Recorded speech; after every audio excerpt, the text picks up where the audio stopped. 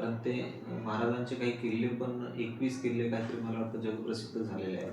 त्याचपैकी आज एक महान व्यक्तींची आज जयंती आहे, बरोबर. आणि त्या जयंतीनिमित्त मी आज गुरु प्लॅटफॉर्ममधून मी काही माझे 2 शब्द व्यक्त करत आहे आणि ती मी तुम्ही सुरुवात करत आहे, बरोबर. नमस्कार, माझं नाव सियोना संतोष क्षेत्रे. गुरु प्लॅटफॉर्ममध्ये मी आलेली आणि इथे मला बोलण्याची सरांनी संधी दिली त्याबद्दल मी सरांचे आभार मानते. आज एका महान व्यक्तिमत्वाचा जयंती म्हणजे वाढदिवस आपण साजरा करत असताना मी माझे 2 शब्द मांडू इच्छिते. 1630 साली जिजाऊच्या पोटी एक रत्न जन्माला आले शिवनेरीवर. त्यांचं नाव शिवाजी महाराज. संपूर्ण जगामध्ये महाराजांची सेपरेट ओळख सांगण्याची आपल्याला गरज भासत नाही, कारण की ऑलरेडी संपूर्ण जगभर महाराजांची ख्याती, महाराजांच्या गडकिल्ल्यांची ख्याती पसरलेली आहे. जिजाऊ जर नसती तर कदाचित महाराज सुद्धा घडू शकले नसते, कारण की एका आईमध्येच ती क्षमता असते की ती आपल्या मुलांना कशा पद्धतीने घडवते, त्याला कसे संस्कार देते. आणि महाराजांनी त्यातून घडत गेले.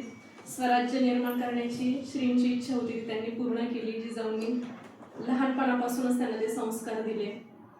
महाराज काम करत असताना कधीही शत्रूला कमी लेखत नव्हते, कारण की आपल्या इतका शत्रू सुद्धा बलवान असतो हे त्यांना खूप कमी वयातच अवगत झालं.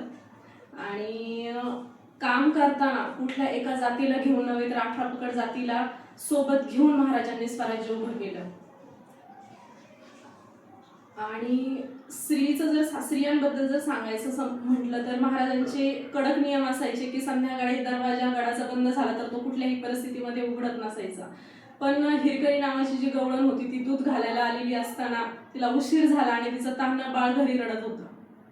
पण महाराजांनी तिच्यासाठी कुठलेही नियम त्यावेळी असे हे ठेवले नाही की तिला लगेचच त्यांनी म्हणजे नाही का दुसऱ्या दिवशी त्यांना ज्यावेळी समजलं की हिरकणी गड उतरून गेलेली तर तिचा सन्मानपूर्वक तिला बोलावण्यात आलं, तिची म्हणजे सन्मानपूर्वक तिला वागणूक देण्यात आली.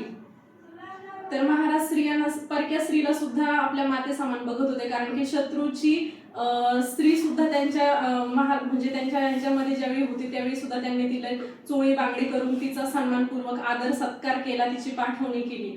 महाराज म्हणजे नाही का स्त्रियांच्या बाबतीत सुद्धा आताच्या काळात सुद्धा आपण बघतो की बऱ्याच ठिकाणी स्त्रियांवर अन्याय अत्याचार चालू आहेत. कदाचित महाराज जर आत्ता असते तर कितीतरी बलात्कारांचा त्यांनी शिरच्छेद केला असता, कडेलोट केला असता. आजच्या काळात खरंच महाराजांची नितांत गरज भासते. प्रत्येकाला वाटतं की शिवाजी जन्माला यावा, पण तो माझ्या घरात नाही शेजारच्या घरात जन्माला यावा. स्त्रीने सुद्धा तेवढी हिंमत धरली पाहिजे की आपल्या मुलांना आपण काय संस्कार देतोय.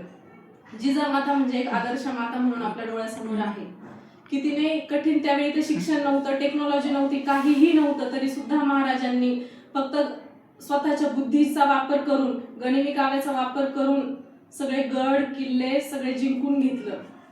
आता जर महाराज जर असते तर नक्कीच आपल्या महाराष्ट्राची आणि देशाची प्रगती नक्कीच वेगळी झाली असती. तर माझे एवढे 2 शब्द मी बोलून थांबते इथं. आणि गुरु प्लॅटफॉर्म बद्दल सांगायचं म्हटलं तर आता माझी क्लास जवळपास संपतच आलेली, पण इथल्या सगळ्या गोष्टी ना मला खरंच खूप आठवणीत राहतील की सरांचं हसून खेळून, म्हणजे लेडीज असो नाही तर जेंट्स असो, सरांनी एकदम हसून खेळून सगळं वातावरण चांगलं क्रिएट केलं. आणि नक्कीच सरांचं लेक्चर असेल, सरांचं मार्गदर्शन असेल, आम्ही कायम आठवणीत राहील ते. आणि कधी जरी असं खचण्यासारखं वाटलं तर आम्हाला नक्कीच गुरु कम्प्युटर एक आधार वाटतो. धन्यवाद.